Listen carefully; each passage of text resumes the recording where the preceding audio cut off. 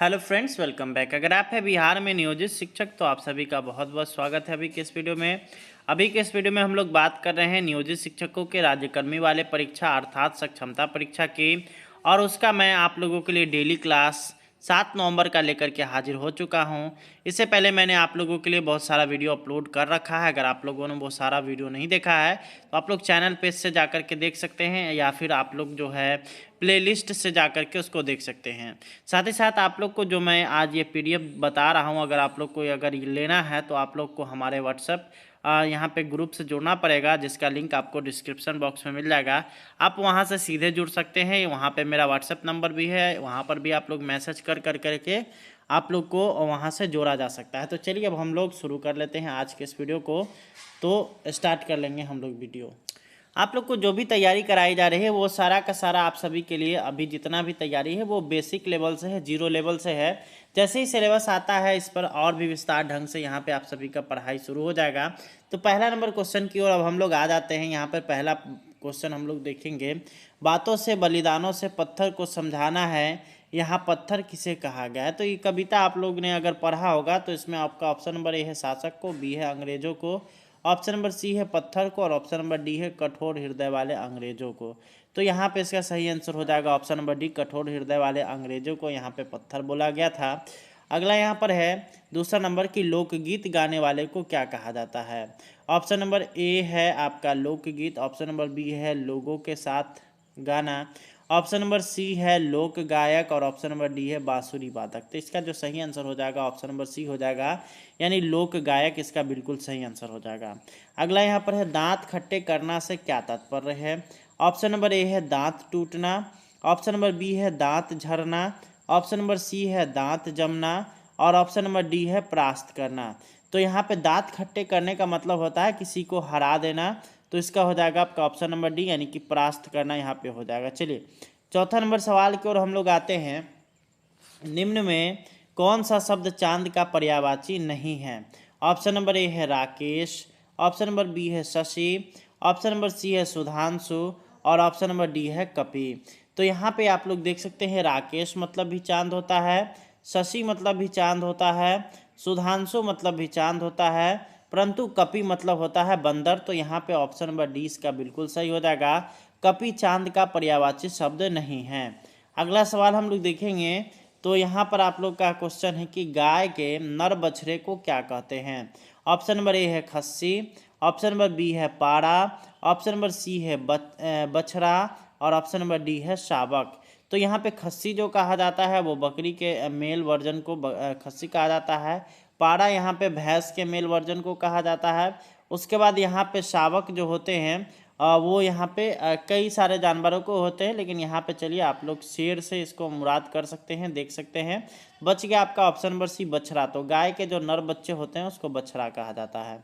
अगला सवाल है आप लोग का, रामायण की रचना किसने की थी। ऑप्शन नंबर ए है Ved Vyas, option number B है वाल्मीकि, ऑप्शन नंबर सी है तुलसीदास, और ऑप्शन नंबर डी है कबीरदास। तो इसका जो 6 का जो बिल्कुल सही आंसर हो जाएगा वो हो जाएगा आपका ऑप्शन नंबर बी, यानी कि वाल्मीकि के द्वारा रामायण की रचना की गई है। अगला हम लोग देखेंगे तो सिखों के पहले गुरु कौन थे। ऑप्शन नंबर ए है Guru Tegh Bahadur, option number B है गुरु रामदास, ऑप्शन नंबर सी है गुरु अर्जुन देव, और ऑप्शन नंबर डी है गुरु नानक। तो यहाँ पे कहा जाता है कि सिखों का जो धर्म आया था उसकी शुरुआत गुरु नानक ने की थी, और इसके जो पहले गुरु भी थे वो गुरु नानक ही थे। चलिए आगे हम लोग देखेंगे तो ईद में क्या देखा जाता है। ऑप्शन ए सूर्य, ऑप्शन नंबर बी चांद, ऑप्शन नंबर सी तारा, और ऑप्शन नंबर डी कुछ नहीं। तो इसका जो बिल्कुल सही आंसर हो जाएगा वो होगा आपका ऑप्शन नंबर बी, यानी कि चांद देखा जाता है। अगला यहाँ पर है उषा काल किसे कहते हैं। ऑप्शन नंबर ए है रात को, ऑप्शन नंबर बी है दिन को, ऑप्शन नंबर सी है सूर्योदय के पहले के समय को, और ऑप्शन नंबर डी है सूर्यास्त को। तो इसका जो सही आंसर हो जाएगा वो होगा आपका ऑप्शन नंबर सी, उषा काल कहा जाता है सूर्योदय के पहले के समय को। चलिए नेक्स्ट की ओर हम लोग बढ़ जाते हैं। लोमड़ी को अंगूर खट्टे क्यों लगे। ऑप्शन नंबर ए है कि लोमड़ी के दांत टूटे थे, ऑप्शन नंबर बी है क्योंकि लोमड़ी को अंगूर नहीं मिले, ऑप्शन नंबर सी है आपका कि लोमड़ी बीमार थी, ऑप्शन नंबर डी है कि अंगूर कच्चे थे। तो इसका सही आंसर हो जाएगा ऑप्शन नंबर बी, क्योंकि लोमड़ी को अंगूर नहीं मिले थे। चलिए 11वां नंबर सवाल की ओर हम लोग आते हैं। शुद्ध शब्द छांटिए। तो इसमें आप लोग जो जितना आपका ऑप्शन ए है, बी है, सी है और डी है, तो इसका जो सही आंसर हो जाएगा 11 का, वो इसमें शुद्ध जो शब्द लगा हुआ है वो है आपका ऑप्शन नंबर डी, सौहार्द। अगला यहाँ पर है कविता। कविता का स्त्रीलिंग बताइए। ऑप्शन नंबर ए है कवियत्री, ऑप्शन नंबर बी है कवियाइन, ऑप्शन नंबर सी है कवियत्री और ऑप्शन नंबर डी है कवि। तो इसका जो यहाँ पे बिल्कुल सही आंसर होगा वो होगा आपका ऑप्शन नंबर ए, कवि का स्त्रीलिंग रूप होता है कवियत्री, इस तरह से लिखा जाता है। अगला है यहाँ पर गोनू झा अपने किस गुण के कारण प्रसिद्ध थे। ऑप्शन नंबर ए विद्वता, ऑप्शन नंबर बी बुद्धिमानी, ऑप्शन नंबर सी सुंदरता और ऑप्शन नंबर डी वीरता। तो गोनू झा जो थे वो बुद्धिमानी के कारण प्रचलित थे, तो ऑप्शन नंबर बी बिल्कुल सही हो जाएगा। 14वां नंबर सवाल की ओर हम लोग आते हैं। ईश्वर का पर्यायवाची शब्द छांटिए। असुर है, परमेश्वर है, इच्छा है और याद है। तो ईश्वर का पर्यायवाची शब्द यहाँ पे हो जाएगा परमेश्वर, यहाँ पे इसका बिल्कुल सही। 15वां नंबर सवाल की ओर हम लोग आते हैं। कामदेव का शाब्दिक अर्थ क्या है। ऑप्शन नंबर ए है कवि, ऑप्शन नंबर बी है परिश्रमी, ऑप्शन नंबर सी है ज्ञानी और ऑप्शन नंबर डी है अनंग। तो इसका जो बिल्कुल सही आंसर हो जाएगा वो होगा आपका ऑप्शन नंबर डी, अनंग, इसका बिल्कुल सही आंसर है। आइए 16वां नंबर सवाल की ओर आते हैं हम लोग। महावीर का जन्म कहाँ हुआ था। ऑप्शन नंबर ए है बोधगया, ऑप्शन नंबर बी है कुशीनगर, ऑप्शन नंबर सी है कुंडपुर और ऑप्शन नंबर डी है इनमें से कोई नहीं।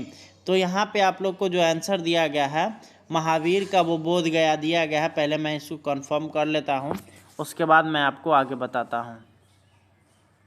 16वां नंबर सवाल, यहाँ पे इस पर डाउट है, आप लोग इसको छोड़ सकते हैं। अगर आप लोग इसका एग्जैक्ट आंसर जानते हैं तो यहाँ पे कमेंट करके बताएं। इसमें से तो हमको कोई ऑप्शन सही नहीं लग रहा है। इसका अगर देखा जाए तो वैशाली होना चाहिए था। ठीक है, चलिए सर्वनाम किसे कहते हैं। ऑप्शन नंबर ए है क्रिया, ऑप्शन नंबर बी जो संज्ञा के बदले आए, ऑप्शन नंबर सी कर्म और ऑप्शन नंबर डी अव्यय। तो इसका सही आंसर हो जाएगा ऑप्शन नंबर बी, जो संज्ञा के बदले आए उसे हम लोग सर्वनाम कहते हैं। अगला है कि किसी शब्द के बाद लगने वाले को क्या कहते हैं। 18 जो हो गया आपका ऑप्शन नंबर ए हो गया उपसर्ग, ऑप्शन नंबर बी हो गया समास, ऑप्शन नंबर सी हो गया प्रत्यय और ऑप्शन नंबर डी हो गया संधि। तो किसी शब्द के बाद लगने वाले कोई भी जो यहाँ पे प्रत्यय कोई भी चीज़ जो लगनता है उसको हम लोग बोलते हैं प्रत्यय, यानी कि ऑप्शन नंबर सी इसका बिल्कुल सही हो जाएगा। अगला यहाँ पर है तुरंग शब्द का घोड़ा के अतिरिक्त कौन सा अर्थ है। ऑप्शन नंबर ए है हिरन, ऑप्शन नंबर बी है सुबिग, ऑप्शन नंबर सी है 7 की संख्या और ऑप्शन नंबर डी है सुरंग। तो 19 का जो आपका बिल्कुल सही आंसर होगा वो होगा आपका ऑप्शन नंबर सी, 7 की संख्या तुरंग का जो है यहाँ पे घोड़ा के अतिरिक्त अर्थ है। अगला सवाल हम लोग देखेंगे। 20वां नंबर सवाल हम लोग देखेंगे तो कौन सा शब्द समूह स्त्रीलिंग नहीं है। ऑप्शन नंबर ए है वरदान, ममत्व, उसके बाद है लड़ाई, पढ़ाई, उसके बाद सुंदरता, मधुरता, ऑप्शन नंबर डी है आहट और घबराहट। तो उसका जो बिल्कुल सही आंसर हो जाएगा 20वां का वो होगा आपका ऑप्शन नंबर ए, वरदान और ममत्व जो होगा वो यहाँ पे स्त्रीलिंग नहीं है। अगला हम लोग 21वां नंबर सवाल हम लोग देखेंगे तो दूर की ढोल सुहानी क्यों लगती है। ऑप्शन नंबर ए है कि दूर से अच्छी आवाज़ आती है, ऑप्शन नंबर बी है दूर का अवगुण नहीं दिखता है, ऑप्शन नंबर सी है ढोल दूर से ही बजती है और ऑप्शन नंबर डी कुछ नहीं। तो इसका जो सही आंसर हो जाएगा ऑप्शन नंबर बी, दूर का अवगुण नहीं दिखता है। अगला यहाँ पर दीनबंधु निराला पाठ के लेखक कौन है। ऑप्शन नंबर ए है शिवपूजन सहाय, ऑप्शन नंबर बी है सूर्यकांत त्रिपाठी, उसके बाद आपका ऑप्शन नंबर सी है महादेवी वर्मा और ऑप्शन नंबर डी है प्रेमचंद। तो यहाँ पे 22वां का जो बिल्कुल सही आंसर हो जाएगा वो होगा आपका ऑप्शन नंबर ए, आचार्य शिवपूजन सहाय के द्वारा दीनबंधु निराला पाठ की रचना की गई है। अगला यहाँ पर हम लोग देखेंगे तो कंठस्थ से क्या तात्पर्य है। ऑप्शन नंबर ए है शिलालेख, ऑप्शन नंबर बी है देखकर पढ़ना, ऑप्शन नंबर सी है विस्मृति और ऑप्शन नंबर डी है मुँह जवानी याद। तो इसका जो आपका सही आंसर हो जाएगा 23वां का वो होगा आपका ऑप्शन नंबर डी, यानी कि मुँह जवानी याद को हम लोग बोलते हैं कंठस्थ। अगला यहाँ पर है पुष्प की अभिलाषा कविता के लेखक कौन है।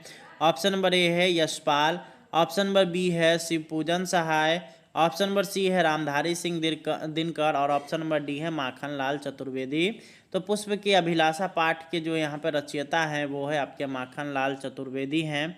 अगला हम लोग देखेंगे तो महोत्सव का संधि विच्छेद क्या होगा। ऑप्शन नंबर ए आप लोग देख सकते हैं महजोर तस्व, उसके बाद महीजोर उत्सव, उसके बाद महाजोर उत्सव, और ऑप्शन नंबर डी है महाजोर उत्सव। तो इसका हो जाएगा आपका ऑप्शन नंबर से बिल्कुल करेक्ट हो जाएगा महाजोर उत्सव।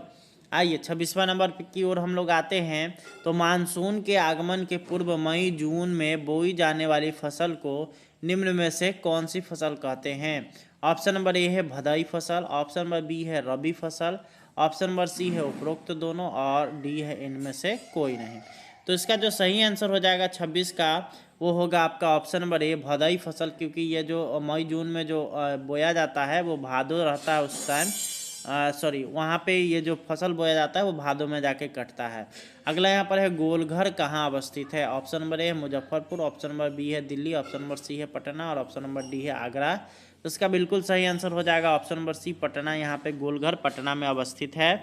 अगला हम लोग देखेंगे तो ऊतक विज्ञान के जनक किसे कहा जाता है। ऑप्शन नंबर ए है मार्सेलो मालपीघी, ऑप्शन नंबर बी है डार्विन, ऑप्शन नंबर सी है रॉबर्ट हुक, और ऑप्शन नंबर डी है एंड्रियास वेसिलियस।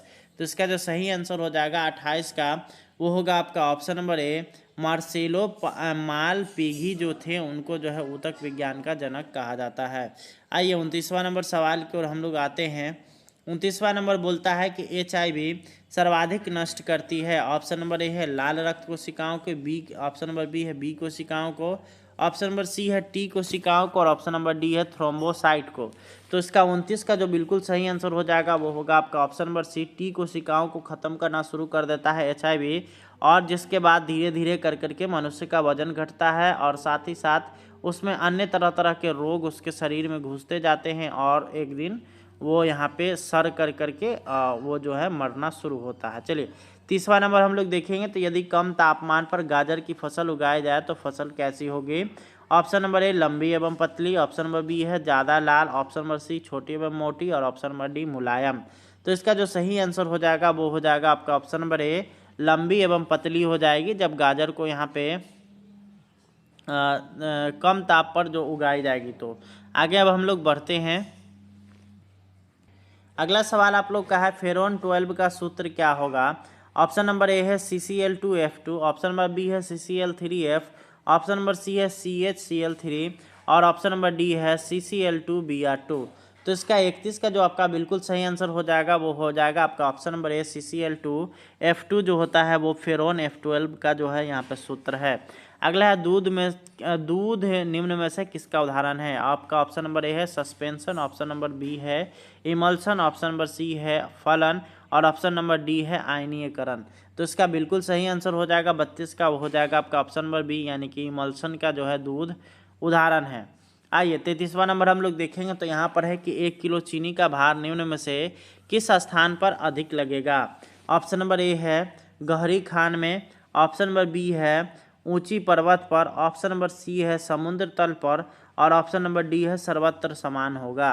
तो इसका जो सही आंसर हो जाएगा वो होगा आपका ऑप्शन नंबर 33 का जो आपका हो जाएगा ऑप्शन नंबर बी, यानी ऊंचे पर्वत पर हमको जो है वो अधिक लगने लगेगा। अगला हम लोग देखेंगे। तो अगला यहाँ पर है कि रक्त के जमने के लिए आवश्यक है। ऑप्शन नंबर ए है vitamin A, option number B vitamin B, option number है विटामिन सी, और ऑप्शन नंबर डी है विटामिन के। तो यहाँ पे आप लोग को बता दें कि विटामिन के ही आप लोग के शरीर में है जो कि आप लोग के रक्त को जमाने का काम करता है। अगला यहाँ पर है कि भारत की दक्षिणी सीमा कहाँ तक है। ऑप्शन नंबर ए है कन्याकुमारी, ऑप्शन नंबर बी है इंदिरा पॉइंट, ऑप्शन नंबर सी है यहाँ पे जम्मू कश्मीर, और ऑप्शन नंबर डी है असम। तो यहाँ पे आप लोग को बता दें कि 35 का जो आपका हो जाएगा यहाँ पे पूछ रहा है दक्षिणी सीमा कहाँ तक है, तो वो आप लोग का हो जाएगा 35 का ऑप्शन नंबर 35 का जो आप लोग का हो जाएगा। यहाँ पे पूछ रहा है दक्षिणी सीमा, तो यहाँ पे आप लोग को बता रहा है, रुकिए मैं आपको इसको कंफर्म करके बता रहा हूँ। इसका बिल्कुल सही आंसर होगा आपका ऑप्शन नंबर ए कन्याकुमारी। आप लोग को इसमें आंसर जो दिया गया था वो गलत है, 35 का आप लोग का ऑप्शन नंबर डी होगा। चलिए आगे हम लोग बढ़ते हैं। तो भारत के प्रथम प्रधानमंत्री कौन थे। Option number a Rajendra Prasad, option number B है जवाहरलाल नेहरू, ऑप्शन नंबर सी है सरदार पटेल, और ऑप्शन नंबर डी है इंदिरा गांधी। तो इसका हो जाएगा ऑप्शन नंबर बी, यानी कि जवाहरलाल नेहरू जो थे वो भारत के प्रथम प्रधानमंत्री थे। अगला है सवाल यहाँ पे बौद्ध धर्म के संस्थापक कौन थे। ऑप्शन नंबर ए है चौवार्क, ऑप्शन नंबर बी है बुध, ऑप्शन नंबर सी है चाणक्य और ऑप्शन नंबर डी है अशोक। तो यहाँ पे बिल्कुल सही आंसर हो जाएगा 37 का, वो होगा आपका ऑप्शन नंबर बी यानी कि बुध। अगला है मौर्य वंश का संस्थापक कौन था? ऑप्शन नंबर ए है अशोक, ऑप्शन नंबर बी है बिंदुसार, ऑप्शन नंबर सी है चंद्रगुप्त और ऑप्शन नंबर डी है समुद्रगुप्त। तो यहाँ पे मौर्य की अगर बात करिएगा तो चंद्रगुप्त मौर्य यानी कि ऑप्शन नंबर सी इसका बिल्कुल सही आंसर हो जाएगा। अगला हम लोग देखेंगे तो भारत का राष्ट्रीय फूल कौन है? ऑप्शन नंबर ए है चमेली, ऑप्शन नंबर बी है बेली, ऑप्शन नंबर सी है कमल और ऑप्शन नंबर डी है गुलाब। तो राष्ट्रीय फूल भारत का है कमल यानी कि ऑप्शन नंबर सी हो जाएगा बिल्कुल सही। अगला सवाल है कि शेरशाह कहाँ के रहने वाले थे? ऑप्शन नंबर ए है सासाराम, ऑप्शन नंबर बी है चंपारण, ऑप्शन नंबर सी है सहरसा और ऑप्शन नंबर डी है दिल्ली। तो इसका सही आंसर हो जाएगा आपका ऑप्शन नंबर ए यानी कि सासाराम के वो रहने वाले थे। अगला सवाल है कि बिहार और झारखंड कब आपस में बटे? आपका ऑप्शन नंबर ए है 15/1/2000, ऑप्शन नंबर बी है 15/12/2000, ऑप्शन नंबर सी है 1/4/2000 और उसके बाद है आपका 3/4/2000। तो इसका जो बिल्कुल सही आंसर हो जाएगा 41 का, वो हो जाएगा यहाँ पे आप लोग को जो दिया गया है 15/1, लेकिन यहाँ पे होना चाहिए था 15/11। यहाँ पे आप लोग का आंसर जो ए नंबर दिया गया है इसमें आप लोग को फॉल्ट है 15/11 यानी कि 15 नवंबर 2000 को जो है झारखंड बिहार से कट करके अलग हुआ था। अगला हम लोग देखेंगे यहाँ पे आप लोग का 42वां नंबर है, वो है आप लोग का मातृभाषा के माध्यम से छात्र। ऑप्शन नंबर ए है देर से सीखते हैं, ऑप्शन नंबर बी है नहीं सीखते हैं, ऑप्शन नंबर सी जल्दी सीखते हैं और ऑप्शन नंबर डी कभी नहीं सीखते हैं। तो इसका ऑप्शन नंबर सी हो जाएगा जल्दी सीखते हैं। अगला सवाल है कि बच्चों के लिंग का निर्धारण होता है। ऑप्शन नंबर ए है निषेचन के समय, ऑप्शन नंबर बी है जन्म के कुछ समय पूर्व, उसके बाद है ऑप्शन नंबर सी गर्भावस्था के पहले सप्ताह में और ऑप्शन नंबर डी है गर्भावस्था के दूसरे सप्ताह में। इसका बिल्कुल सही आंसर हो जाएगा, वो होगा आपका ऑप्शन नंबर ए निषेचन के समय ही यहाँ पे लिंग बच्चे का जो होता है वो लिंग निर्धारित हो जाता है। चलिए 44वें नंबर सवाल की ओर हम लोग आते हैं तो मृगमरीचिका का कारण क्या है? ऑप्शन नंबर ए है प्रकाश का पूर्ण आंतरिक परावर्तन, ऑप्शन नंबर बी है प्रकाश का पूर्ण आंतरिक अपवर्तन था, बी में था आंतरिक परावर्तन, ऑप्शन नंबर सी है मृग के कारण और ऑप्शन नंबर डी है नेत्र दोष के कारण। तो ये हो जाएगा आपका ऑप्शन नंबर बी, प्रकाश का पूर्ण आंतरिक परावर्तन होता है तभी यह संभव है। अगला है पृथ्वी का भार है। ऑप्शन नंबर ए है 6 × 10⁻20 kg, ऑप्शन नंबर बी है 6 × 10⁻28 kg, ऑप्शन नंबर सी है 6 × 10⁻22 kg, उसके बाद ऑप्शन नंबर डी है 6 × 10⁻24 kg। तो इसका जो 45 का बिल्कुल सही आंसर हो जाएगा वो होगा आपका ऑप्शन नंबर डी यानी कि आप लोग का 6 × 10⁻24 kg जो है पृथ्वी का द्रव्यमान है।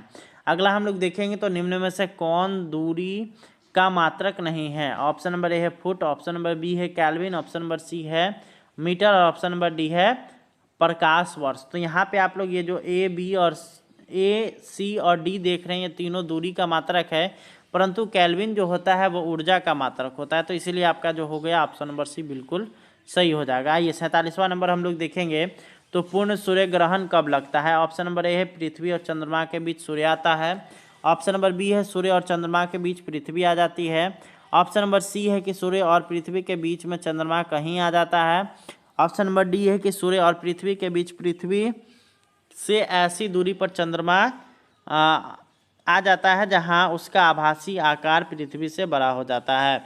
तो 47 का जो आपका बिल्कुल सही आंसर हो जाएगा वो हो जाएगा आपका ऑप्शन नंबर डी सूर्य और पृथ्वी वाला जो यहाँ पे आपका ऑप्शन नंबर सी दिया गया है वो आप लोग का बिल्कुल सही हो जाएगा। अगला यहाँ पर है दृश्य प्रकाश का तरंग दैर्घ्य क्या होता है?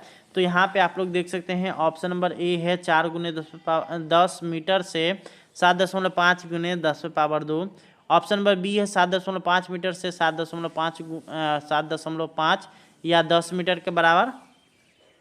यहाँ पे आप लोग सी देख सकते हैं 4 × 10 मीटर से 4 × 10 metre, option number C 7.5 × 10 metre से 7.5 × 10 मीटर तक।